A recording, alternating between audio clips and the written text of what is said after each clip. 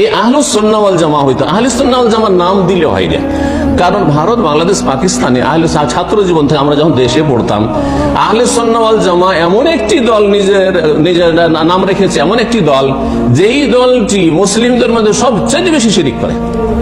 জি হ্যাঁ, তাদের নাম হচ্ছে আহলে সুন্নাত ওয়াল জামাত। এবং তারা মুসলিমদেরকে দুই ভাগে ভাগ করে বলে যে হয় সুন্নি না হয় ওয়াহাবি।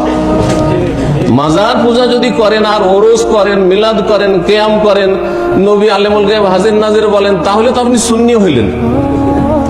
আর সুন্নি যদি না হইতে পারেন এরকম শিরক বিদআত করে, তাহলে আপনি ওয়াহাবি হয়ে গেলেন। এই জন্য তারা শুধু আহলে হাদিস সালাফিদেরকে ওয়াহাবি বলে না, ওরা দেওবন্দীদেরকে ওয়াহাবি বলে। জি হ্যাঁ, ওদেরকেও ছাড়ে না। ওরা অন্য অন্য যারা মুসলিম ধর্মে কিছুটা বিভ্রান্ত আছে তাদেরকেও ওয়াহাবি বলে, সবকে ওয়াহাবি বলে, তারা ভালো করে জানা আছে। তো নামটা তো তাদের আহলুস সুন্নাহ ওয়াল জামা, কিন্তু আসলে কি তার আহলুস সুন্নাহ ওয়াল জামা না আহলুস শিরক ওয়াল বিদআহ? হ্যাঁ, আহলুত তাফাররুক।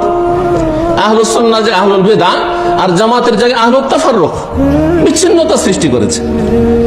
আচ্ছা, কেউ কোরআনের দিকে ডাকছে, হাদিসের দিকে ডাকছে, আর কেউ ডাকছে যে আমাদের অমুক সাহেব যে ইসলামটা বুঝাচ্ছেন ওইদিকে। তো কে ঐক্যের ডাক দিচ্ছে বলেন তো দেখি?